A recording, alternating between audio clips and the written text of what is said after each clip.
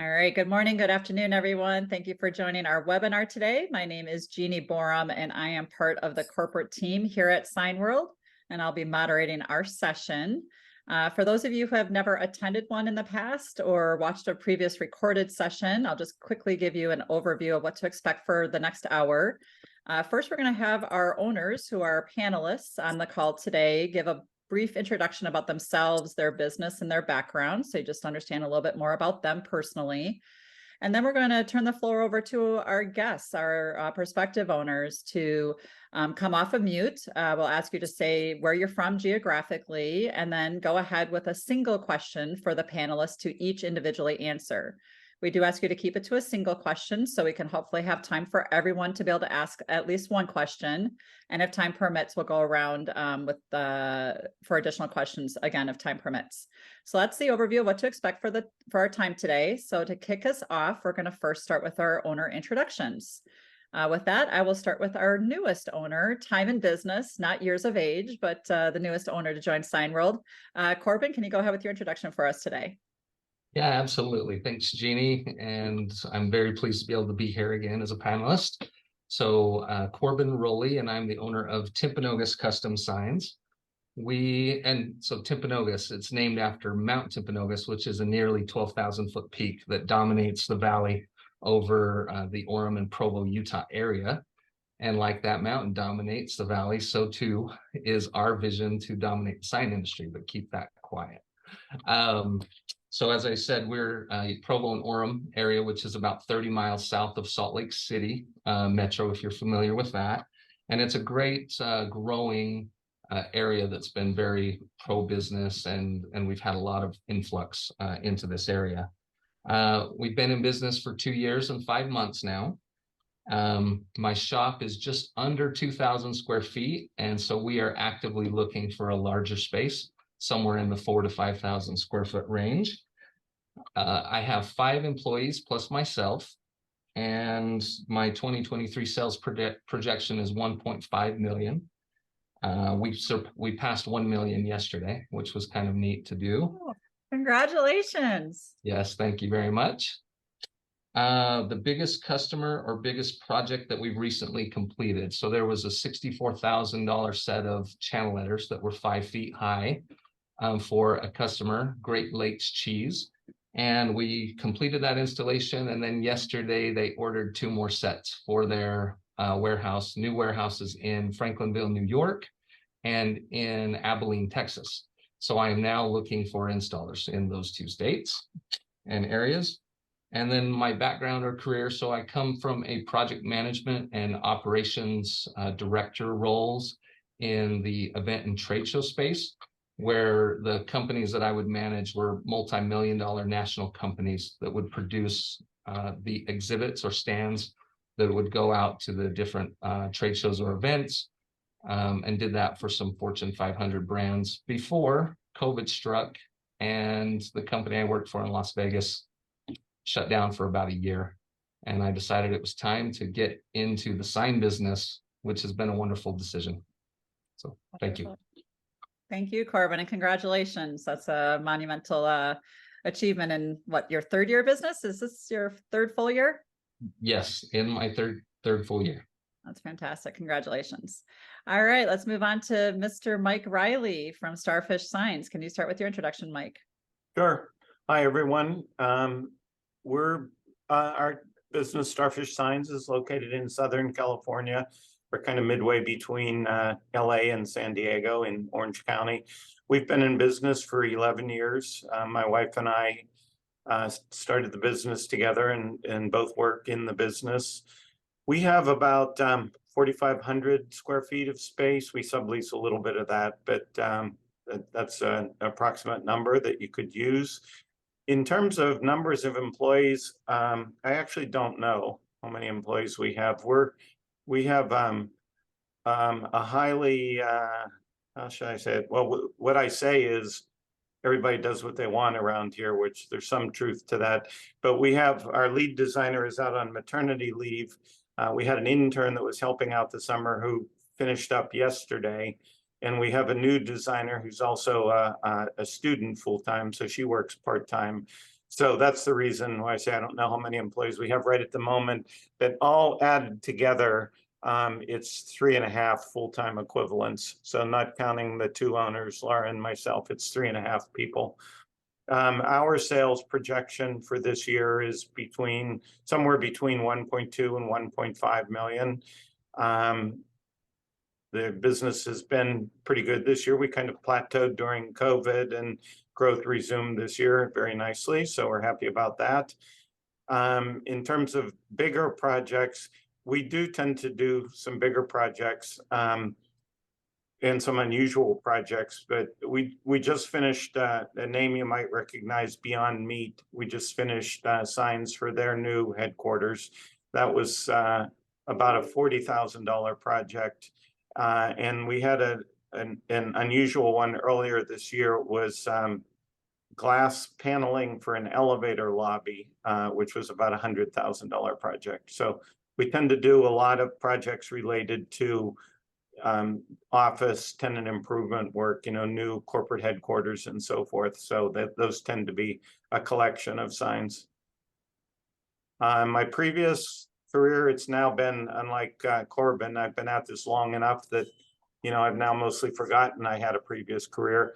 But my training is biochemical engineering, and worked in a variety of operations, R&D, manufacturing, jobs prior to this. That's great. It's great to hear about your glass projects. That new niche that you're creating is paying off, it sounds like. So that's fantastic. Thank you.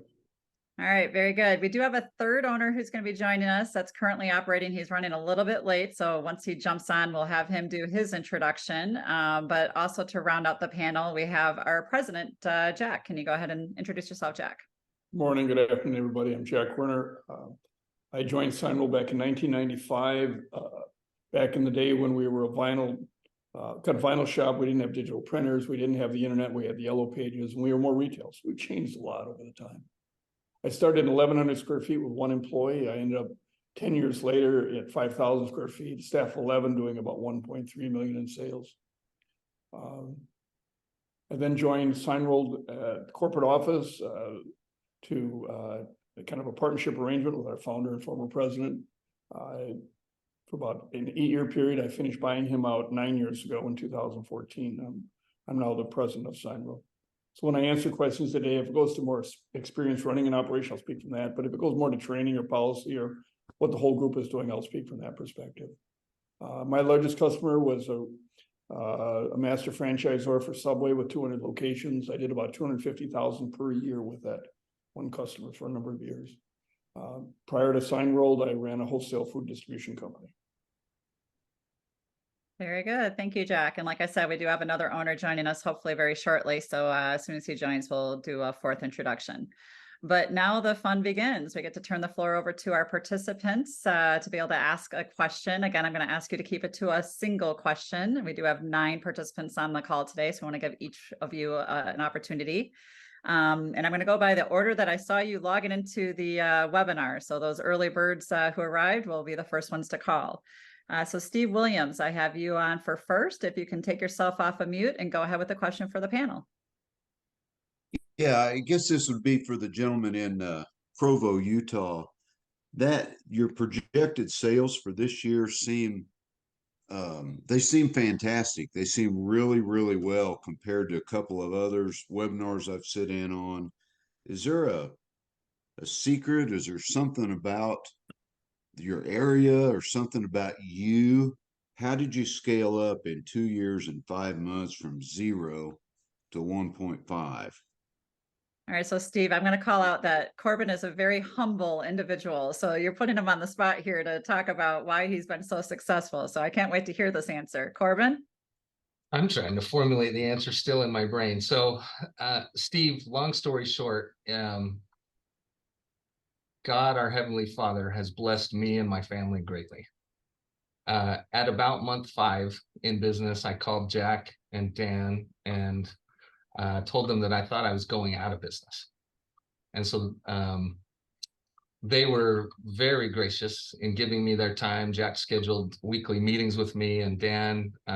We went over marketing, We went over what I was doing from sales perspective, what I was doing with my employee, we went over everything. And they dropped what they were doing and gave me the confidence, to continue forward. But I really, truly believe that it was fasting and prayer in the first Sunday of September that turned my business around, because while my previous months, I think I'd had a high revenue of maybe like 11 or 12,000. September was 56,000. And then the business has gone on a skyrocket since then. Yes, my lead volume has improved. Yes, my closing rate has gone up. Yes, I'm doing all of those things. But number one, right, I know where all of this comes from.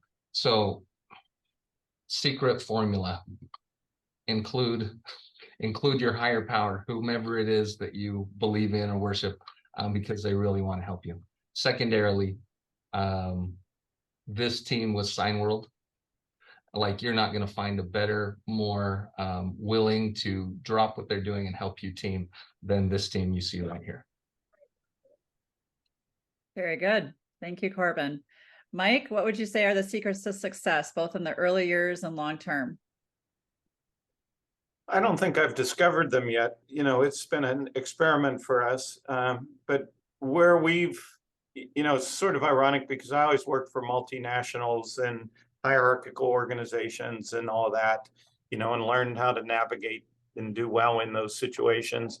And, in this business, at least for us, almost everything I learned about managing a team doesn't apply.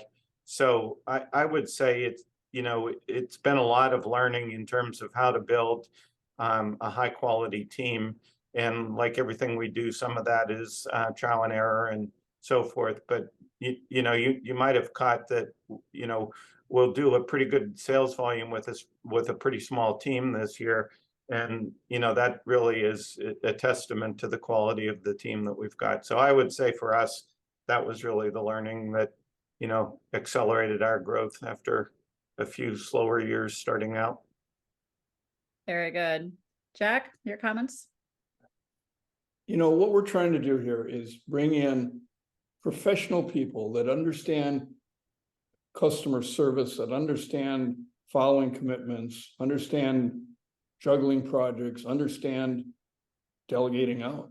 And so if you hire carefully and nurture, the business is out there. It's a matter of going after it at a pace that you can handle, going after it at a pace that you need.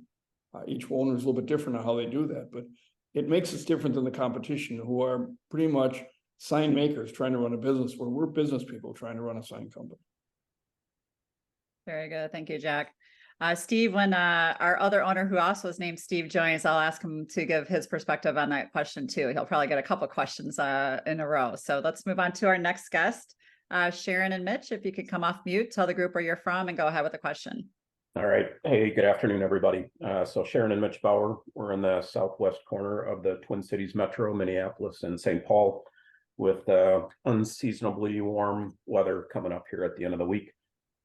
So really appreciate the opportunity, Jeannie, to be able to participate on these calls. So our question for the group would be, what challenges are you facing right now? What's keeping you awake at night? What's kind of your top thing, and how are you planning on overcoming those challenges? Great question. Let's go in reverse order. Mike, what would you say is your key challenge you're working through right now? Another aspect of how we try to operate is we say that we hire for emotional intelligence. And, I'm expected to set a good example in that regard. And, I'm constantly learning from, I'm not a sales and marketing person by background, so there's been a lot of learning for me. But I would say, because we tend to do bigger projects, I was involved with one this morning. It's a multifamily project, but the owner is involved. We were hired by the owner. We work through the general contractor. The architect has a say in what goes on. So there's both the project management element of keeping all of that straight, but there's also the, I think the appreciation of the personalities involved, and, you know, little things like we were hired by the owner, we weren't hired by the general contractor. The general contractor isn't crazy about that and doesn't feel a responsibility to cooperate with us. So, you know, all those kind of things that come up in normal interactions, I think the challenge for me is, you know, constantly getting better at understanding those and managing them, and doing that, as Jack said, in a professional way. Very good. Thank you, Mike. Corbin, biggest challenge you're working through and how you're going to get through it. Yeah, I started jotting some of them down. So let's go in immediate challenge and work our way back a little bit. So I had one of my employees test positive for COVID this morning. And he was frank enough to let me know, right? And so then so that is rearing its ugly head again. And I have another employee that's out sick. So, you know, juggling some of those things and doing it in a professional manner, and reaching out to customers that are now impacted because there are going to be some delays on projects and things. Because we are a small team with only 5 employees, you lose 3 of them to sickness, and you're down, you know, half your staff. So that is a challenge.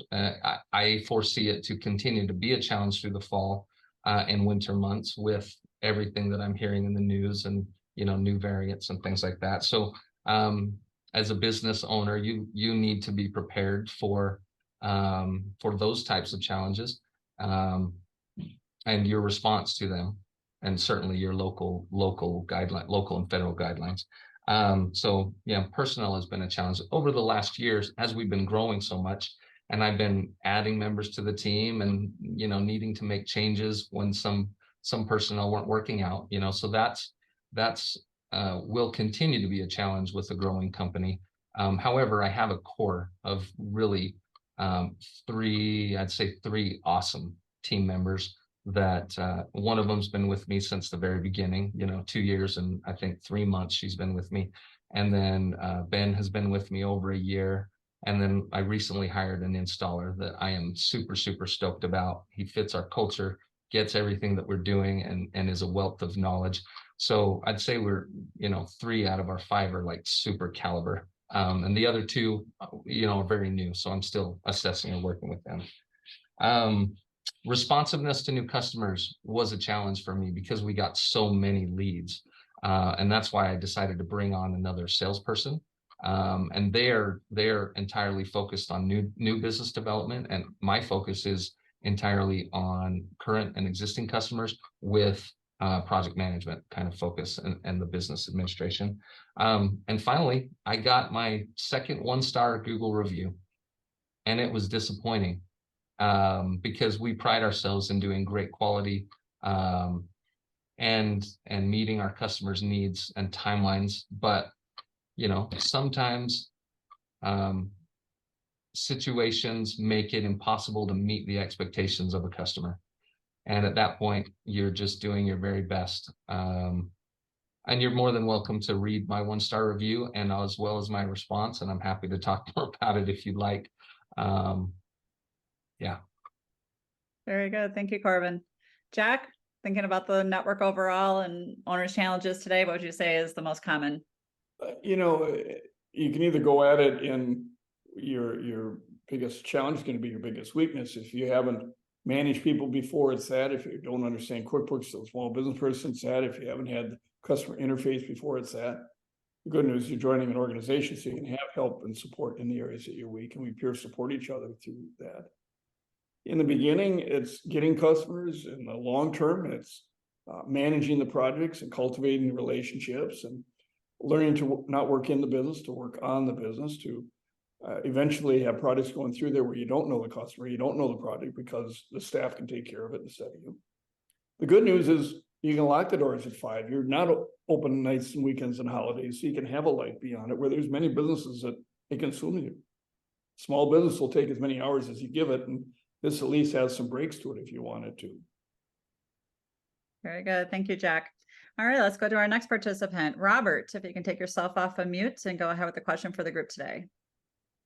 Yeah, hi everybody. I'm Robert Pridgeon, live in the suburbs of Chicago, and my question is more about the competition. Did any of you guys did you canvass the marketplace to evaluate the competition and see what the possible market share was in your geographies?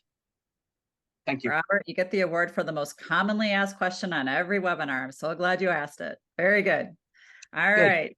Let's start, let's go backwards in order again. And we're still waiting for Steve, just for those who are asking where the third owner is. We're hoping he'll join us soon. Corbin, did you evaluate the market? What do you think about the competition then before you joined? And what do you think about them now? My evaluation of the market was not about competition.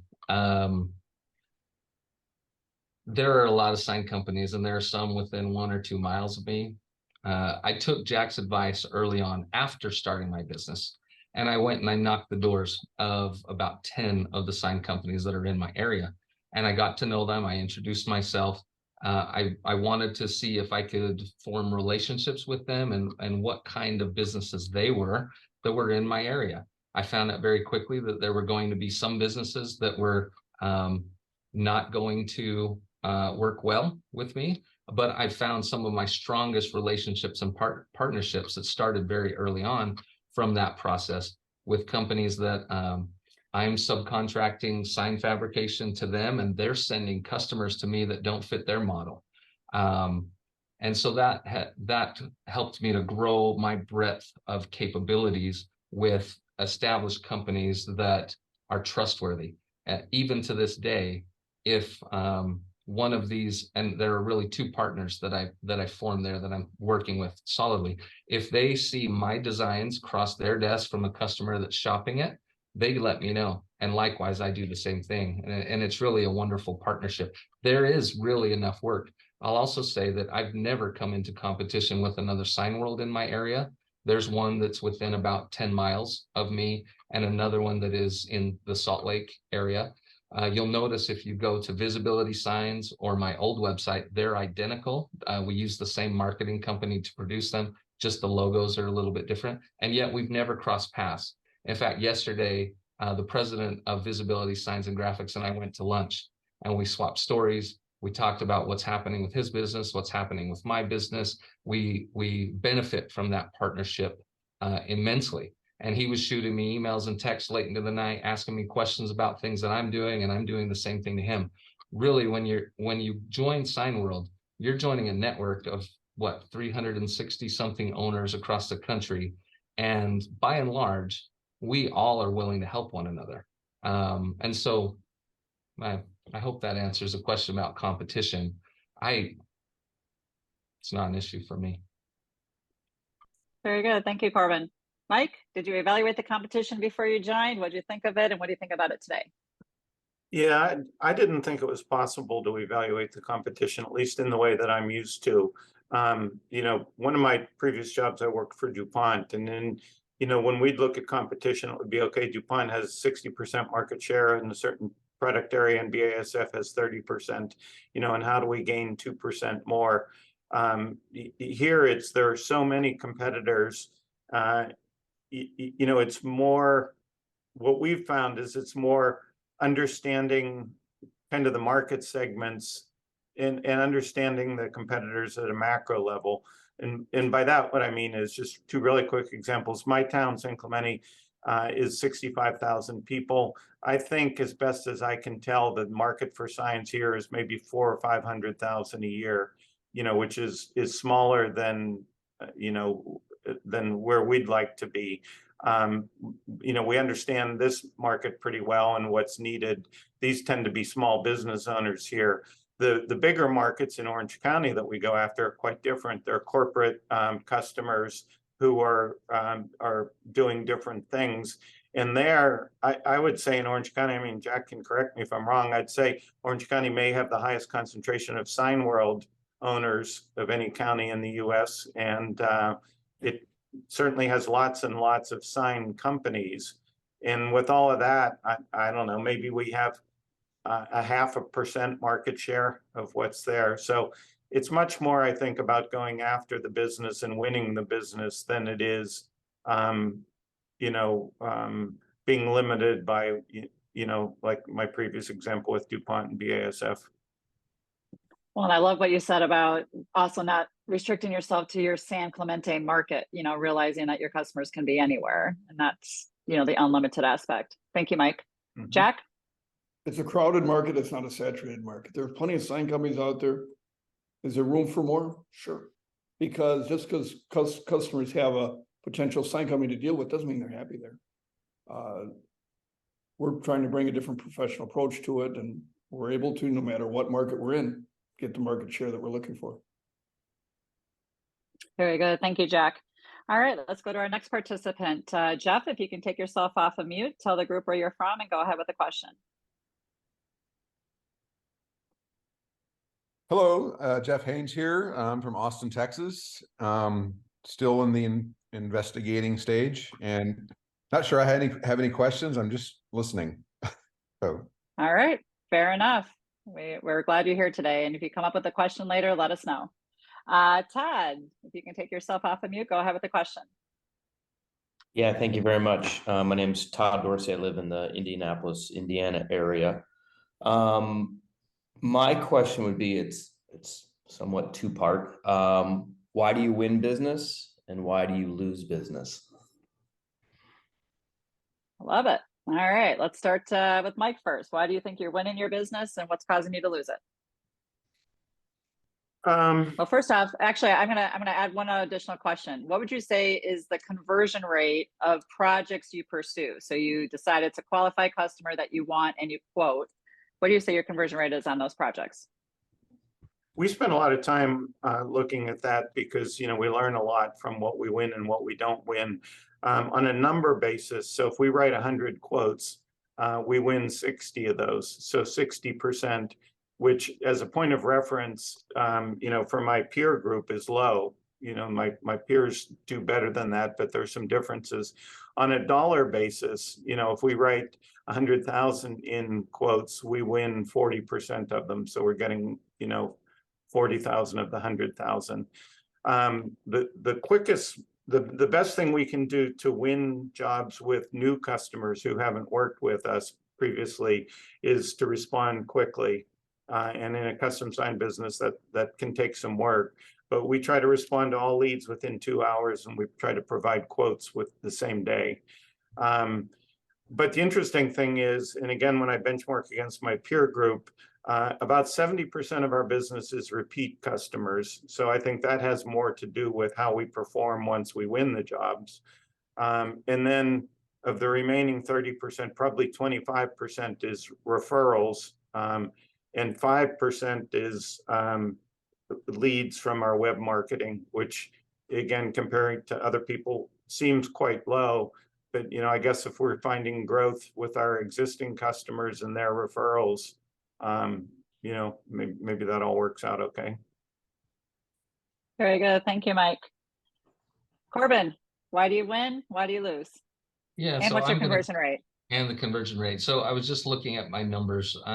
We're roughly about a 50% conversion rate. I do need to do a little bit of scrubbing because we do multiple estimates sometimes for jobs with a variety of options. So I think the number is a little higher than 50%, but it's not much. I would like to be at 60% like Mike is. Let's see, why do we win or why do we lose? Like Mike, being responsive to the customer, many times it's often the first sign company that will respond, and the customer will say, hey, I've reached out to like 3 other companies and you're the only one that's gotten back to me, right? And that's a good win, you're in a pretty good place in order to win the project. We have lost some jobs recently, and the last maybe June and July were a little more, it felt more competitive on a price point. Our estimates were being shopped out a lot more. People are much more price conscious right now. And I was surprised to learn that I'd lost a couple of jobs that I didn't expect on some new business.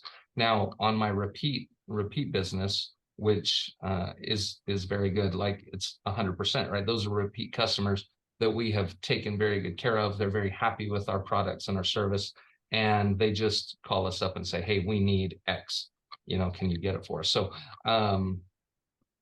yeah, hope that answers it. Very good. Jack, your thoughts? You know, I think that's a question every Signworld owner would like to have the answer of is, why did I win this one? Why did I lose that one? Because sometimes there is no rhyme or reason to it. Why the customer chooses another supplier can be a lot of different reasons, and trying to do the postmortem, sometimes it's hard to get the answer from the customer of what caused them to go elsewhere. What did we not respond properly? Did they like the attitude of somebody better? Did they like a design they got elsewhere? But it's something that needs to be worked at. You know, conversion rate is a combination of both marketing, am I going in the right places? And it's also a sales thing as far as, am I really treating the customer as they need to and asking the right questions and being able to do it better. So it's a constant thing that we're working on, trying to always make better. Hey, Very Jenny, can good. I have a follow-up to that? Please. So just thinking through June, right? Our business normally does about 38 or 39 orders a month. And I can look back and that's a pretty steady number. Well, June we did 60 orders, but our order volume or average order size dropped by more than half. So we were working really hard to get smaller orders. We still achieved a good sales number that month. And I attribute that to we were able to pull some triggers very quickly. I lowered the margin on my vinyl products, and that enabled us to be competitive for that month. But I've since raised them back up. You know, we got the queue filled. Customer confidence has returned for whatever reason, and you know, so there are ways that you can address that. Just adjusting your margin by about 10%. Very good. Thank you, Corbin. All right, let's go to our next participant. Eric, if you can take yourself off of mute, tell the group where you're from and go ahead with the question. Okay, yeah, this is Eric Barchfeld. I'm from the Fort Lauderdale, Miami area, and still evaluating the opportunity here. And I think one of the questions that, you know, going through my mind is maybe getting a feel from the group. How much, you know, have you sort of invested in the business, and at the same token, what time frame did you feel you became cash flow positive? Okay, so let's talk, let's go to Mike first. Do you remember when you became cash flow positive, where your monthly sales were covering the expenses of the business? And then what additional investments have you made? I know you've gotten quite a bit with the CNC and the flatbed. You know, what additional CapEx have you put into the business beyond the initial investment, if you know? Yeah, so in the interest of time, you know, I'll spare all the details, but you know, as I'm sure everyone's situation is different in terms of your financial objectives for the business, your time horizon, you know, your personal situation in terms of when you need cash from the business and so forth. So with that as caveats, you know, I'd say for us, it was year 3, but we specifically took an approach of building for the longer term and going after larger and more demanding customers. And, you know, certainly not everybody does that, but that's where we were. In terms Hey, Mike, Yeah. sorry, I'm just going to ask a clarifying question. Was that when you started pulling a salary, or that's when the business was actually profitable? It's probably when the business was profitable. We did a couple things related to that, like two suites that were adjacent to ours became available. We grabbed those sooner than we needed them because we thought, you know, for long-term reasons, it was good to have the 3 adjoining spaces. We also hired a few extra people early on because my wife and I didn't know the business, and we felt like we needed a little bit more backup in terms of people. So again, before the volume justified. So it had to do with the decisions we made in terms of how we wanted to run the business. Like I said, I wouldn't necessarily say that's the right way or recommend it, but that's what we did. And in terms of investments, related to equipment, Jeannie mentioned, we did buy a CNC router. Maybe we did that in like year 4. And then in about year 9, we bought a latex flatbed printer, which was a fairly significant investment for us. Very good. Thank you, Mike. Corbin? Yeah, great question. And actually made me look at my financial reports real quickly just to see. So at 2 years, 5 months in business, I have negative 74,000 in equity into the business. However, I did purchase a CNC machine at about 18 months. I purchased a boom truck at about the same time. So aside from those two purchases, I would be positive, you know, for the business entirely. It's I started to be able to pull out money as far as owners draws in month 6, and I've been able to do that steadily through that.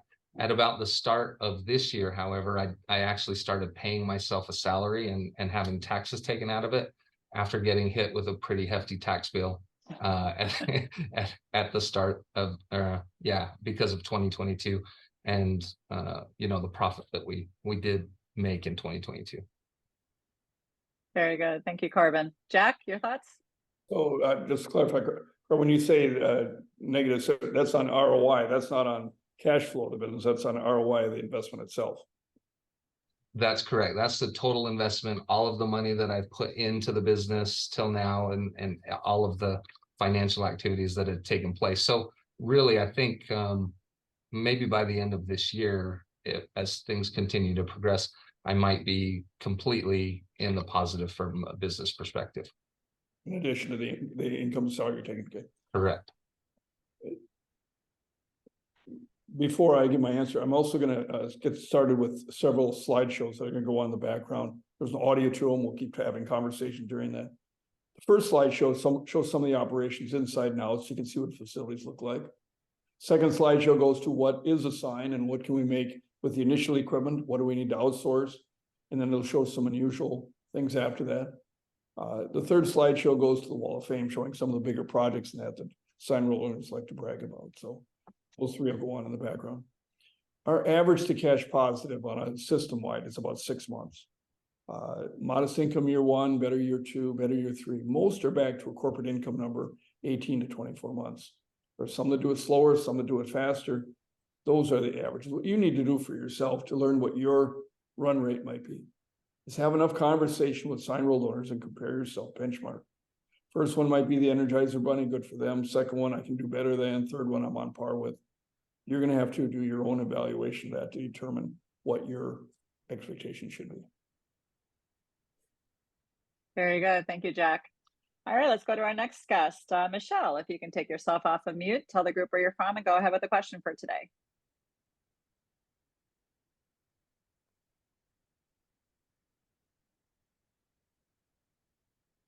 Well, Michelle might not be able to take herself off mute. Let me just double check. All right, Michelle, if you'd like to go ahead and put a question in the chat box if you're not able to talk. Oh, I see you just off of mute now. Go ahead. Okay, wanted to ask, when the reference was to repeat customers, what kind of signs are you making that you have a customer and they need something shortly thereafter? What's the time frame? Is it the same type of sign that just needs to be updated, or are there multiple signs? If you could elaborate on that, that would be helpful. Yeah, absolutely. Corbin, let's start with you. What type of customer is a repeat customer? What types of signs are they ordering and how often? Yeah, great question. So for us, we have a express car wash customer that is in kind of serious growth mode. And so they're opening between 6 and 8 locations per year. And I'm now in my 2nd year with them. Each location now roughly runs about $60,000 in signs. And that includes their exterior illuminated signs, the directional or wayfinding sign package that goes, you know, on the ground outside, but also on the walls on the interior. And then they're doing some unique and special things as well, where we might do a pole or monument sign at a certain location that they want to highlight. And they've now opened the first indoor, fully indoor car wash that also has vacuuming and detailing. And so we're doing another $90,000 of interior signage at that location, in addition to the stuff that we've done. So that's one of our repeat customers. And so I can count on about, you know, like I said, 6 to 8 orders from them of the large type, but they also then order flags from us, spinner signs, vehicle graphics and wraps, you know. So They're a very good one. We also have repeat customers that will order trade show graphics from us. So every time they're going to a show and they do, again, 6 to 8 shows a year, they're putting new graphics on their tower displays. They're ordering new pop-ups. They're ordering hanging signs and things like that. That we don't produce some of that stuff in-house, but we use our Signworld network of partnerships to help with. And then there are construction companies that repeat order ADA or wayfinding signs, parking signs, and things like that. Thank you. That's very helpful. Thank you. Mike, how about you? Who are some of your repeat customers? What types of projects are they ordering and how often? Yeah, that's a great question. It's one we think about a lot. So three quick examples. One is project managers. And these would be people who do tenant improvement projects for like CBRE or Jones Lang LaSalle, the big commercial real estate guys. So I mentioned the Beyond Meat and the glass elevator lobby. Those were both with a project management company. We'll probably do 6 projects with them this year, maybe 8, and they average about 50,000 each. So they do projects over and over again. Of course, that's what they do. Second one is commercial building owners. So not property managers for us, but owners. And we have one large customer, and we'll do about 150 projects with them this year, some small and some bigger. And then the third is the city of San Clemente. We've become, their go-to. And so pretty much anytime they need something, someone from their maintenance department just comes over and asks for it. Those aren't super big, but they're 1,000, 2,000 at a time, and maybe we'll do 10 or 15 of those this year. Thank you. Jack, any comments on that one? Subway changes their outside sign and all their interior graphics every 4 to 5 years. Was a $250,000 per year customer. I took care of Dim Busters Worldwide making game graphics, and every location was constantly refreshing one of the games, and I'd have orders almost daily from different locations around the country. Waste management will not allow a decal to be on the garbage trucks or dumpsters with a scratch on it or much smudge on it. We were making those by the thousands. You can go on and on with customers that are either rebranding, adding more locations. There's more repeatability to this business than people realize.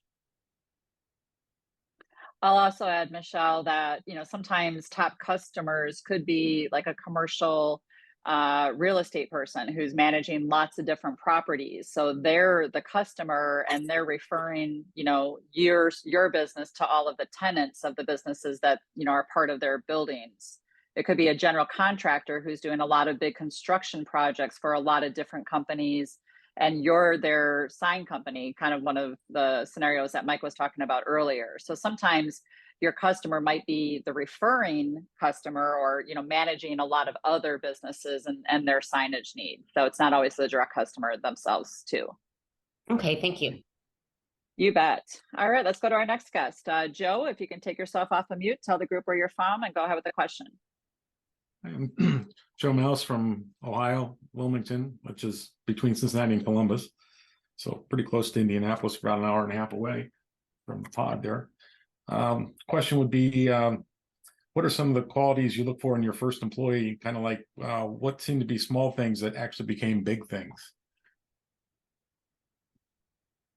All right, let's start with Mike first.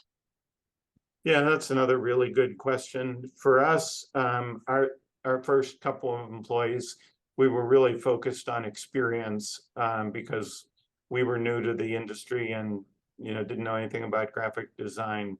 So that was our number one characteristic. As we've learned the business and become more comfortable with how we want to run it and our ability to train people, we've gone to the other extreme. None of our current employees have previous sign company experience. And it's not that we don't want experience, it's just that we've emphasized more other characteristics that have come into play. Very good. How about you, Corbin? Yeah, when I was first hiring, the market was really challenging to find somebody qualified that checked off all of the boxes, right? So through the Signworld interview process, and Dan and Terry both interviewed my first hire, Kara. Dan scored her very high, like 9 out of 10, which is how I was feeling about her, as far as culture fit. And then Terry scored, about a 5 out of 10. So, but I felt it was most important to bring somebody in who was willing to learn, who was hardworking and trustworthy, right? If I had those three things, like I felt like I could work with that. And that has proven out. And she is definitely my #1 employee. And I look for those same values now moving forward, but now I might be looking for a specific capability or skill set in addition to those types of things. Very good. Thank you, Corbin. Jack, your thoughts? The first one has to have the sign experience. They're the journeyman with 5, 10, 15 years. And I did 2 interviews in Corpus Christi last week. I did 2 interviews in Port St. Lucie, Florida last week. All 4 of them had probably 12 years experience, 1 had 25 years. So there's a workforce out there. But then from there, you're either going to hire more journeymen or you're going to hire more strictly for culture. One of Mike's great staff people there was a former bartender, but she understands customer service. She understands multitasking. So it's going after the right people and teaching them what you now have the business doing. Absolutely. Very good. All right, let's go to our next participant. And I believe it's our last one. Patrick, if you can take yourself off of mute and go ahead with the question for today. I think I had Patrick's not on anymore. I just noticed that he had to bump off. Okay. All right, guests, we got time for a few more. So if any of you want to raise your hand, all you got to do is go at the very bottom of your screen, and the Zoom screen, I should say, and click the raise hand. I see Steve was the first to do so. Go ahead, Steve. Yeah, hey, my question is about a salesperson. I know this Corbin, you mentioned your salesperson, you had to release one, but yet you've hired another. So if you were to write a job description, expectations for your salesperson, what would it be? What kind of person sells signs? It's a good question. So I'm actually on my 3rd salesperson. So the first one I hired only was with us for a little over 2 months. He was also named Corbin. So that was my first mistake. I should have read the red flags. But he's since gone back to the insurance industry. So my current most successful salesperson right now, it's #1 responsiveness, responding to the customer and meeting with them in person on the job site. That is the #1 factor, I think, that leads to us winning. And I probably should have brought that up. An in-person, face-to-face meeting on the job site where you can create connections and learn from them what the customer is needing. And then you can then help them find a solution to that through incredible design. If it's an incredible design, pricing oftentimes doesn't matter because they see something that they want and it represents their business in a way that someone else may not be doing it. So that is how we're doing it. Now, as far as this salesperson, right? Responsiveness, honesty, integrity, and becoming a sponge, learning the industry. Because I haven't found another sign salesperson, right, that wants to just jump ship from another company. I'm taking someone from an entirely other industry. In this case, it was fireplace sales, and teaching them signs, teaching them our processes and our systems, and teaching them our pricing and our structure and our strategy. And he's been hungry. He is goal-driven. He is humble when I give him critiques.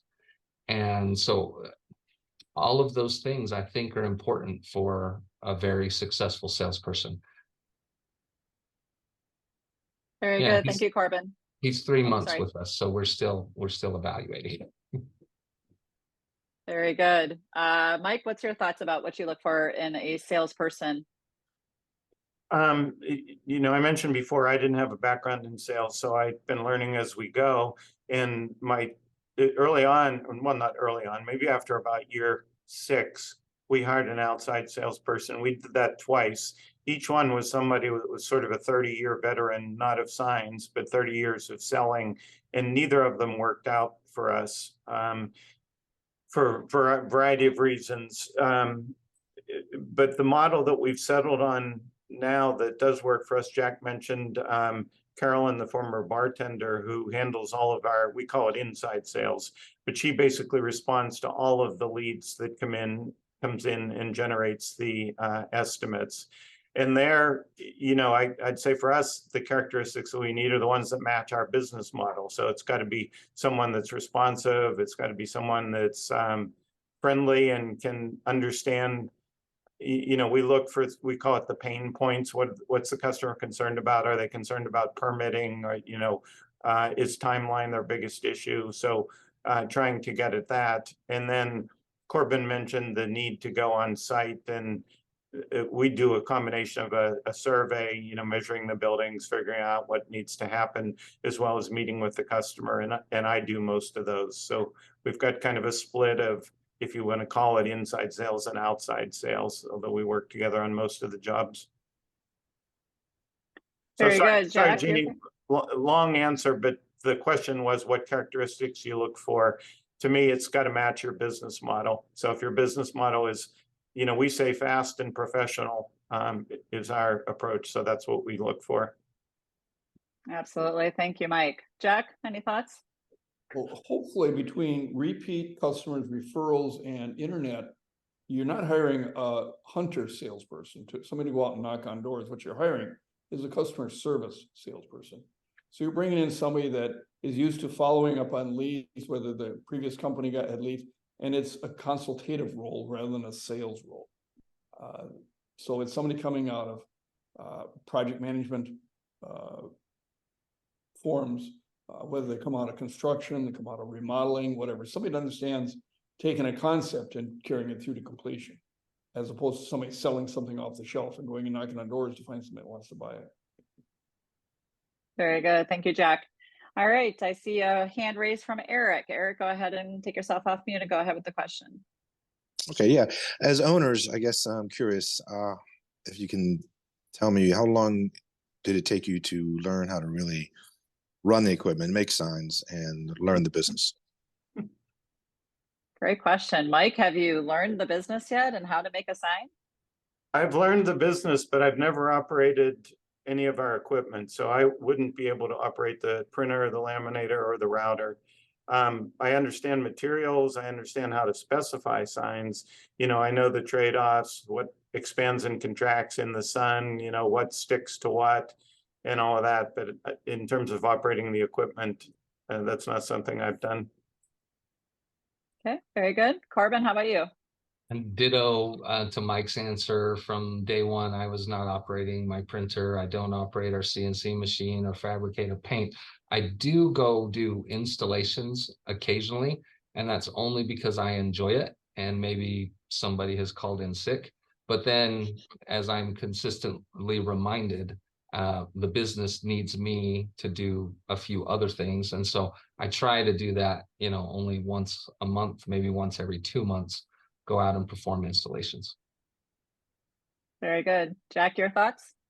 We're going to teach you how signs are made. We're going to recommend that you make a good portion of signs to decorate your showroom, but you're not there for that. You're there to run the business.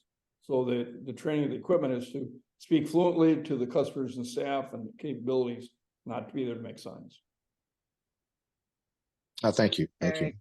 I just know to talk knowledgeable about something, you need to know what you're doing. Sometimes maybe it's not the case here. No, you need to do it. That's where through the training and through decorating your showroom, you've gotten a hands-on, but not to actually be making the signs yourself. Yeah. Got it. Thanks. If I could add just a slight clarification of that. I agree with Jack. You do need to know. So even, for example, the guy that operates our flatbed printer, he'll ask me questions all the time. You know, I don't know the details of operating the software, but, you know, he'll say, you know, the ink isn't curing at this temperature. What do you think we should do? Or, you know, we're getting this error message on the system, or the ink is adhering to glass properly. So, you know, I'd like to think that, you know, understanding the materials and being able to problem solve are absolutely important. But, you know, I wouldn't sit down and use the software to prepare a file and send it to the printer. Very Understand. good. Thank you. Thank Thank you. All right, I do not see any other hands raised. If you don't know how to raise your hand, again, it's at the very bottom, or if you just want to take yourself off mute, I'll also see that trigger and they'll tell me you might have one more question. I think we got time for one more if anyone has one. I guess I'll go ahead. Once. I guess this is Eric again. One last question. What would you say is your most effective customer acquisition activity? The most effective activity to acquire customers? You know, the acquisition. How are you acquiring new customers? Okay. Let's start with you, Mike. What's the number one activity you do to find a new customer? Well, you changed the question from what I was going to answer. All right, well, go ahead and answer it the way you want to, because I know I know where you're leading. Go ahead. Yeah, you know, as I said, 70% of our business is repeat business. It's still customer service, and I'll give just one little tiny thing we do that two things we do that one thing we do that people love is typically once the job's done, the customer's happy with it, we send a handwritten thank you card and include a $10 Starbucks gift card. And you would be surprised, maybe you wouldn't. I was surprised, you know, how far $10 goes. We've had people take photos of the card and post it on social media and stuff like that. So. Very good. And how about you, Corbin? Number one, or how do you find customers? Generating activities. So my website, we don't find customers any other way than through Google and our website, and they come to us, and we get anywhere between like 60 and 75 leads a month now. Jack, your thoughts? Well, to begin with, because your website isn't going to be that active to begin with, you have to do some local marketing, Chamber of Commerce, networking, your Rotary Club, reaching out to contacts you have, not to sell a sign, but to offer services. So you have to push it, but most owners will tell you by the end of the first year, they don't have time to do the networking that. So while you might not like to do that, in fact, you got to do it forever, that'd be a pain, but as a temporary push to get started, it's tolerable. Long-term, between repeats, referrals, and internet, it becomes pretty self-driving, so that with 350 current Signworld owners, we don't have anybody that has a salesman out hunting for the business.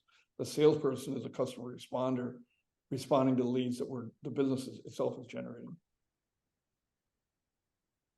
Great, that Very helps. good. Thank you. Thank you. Thank you. Thank you, Jack. All right. Well, I see we are really close to the top of the hour. I have 59 turning on 2 o'clock here in Wisconsin. So we're going to go ahead and close the session out. Unfortunately, our third owner was caught in traffic and was not able to get on the Zoom. So we took note of all the questions. I took all of your names, and we will send an email to each of you with Steve Capp's responses to your unique questions so that you get that third owner perspective today. But with that said, Corbin and Mike, thank you very, very much for taking the time out of your busy days to answer these questions and share your perspectives on the business. We truly appreciate you. And to all of our participants, thank you for your interest in Signworld, and we look forward to the continued conversations with you all as you embark on this journey of exploring to see if this is the right fit with you. So with that said, hope everybody has a great rest of your day, great rest of your August, enjoy your Labor Day weekends, and hope to talk to you all again soon. Thank you all.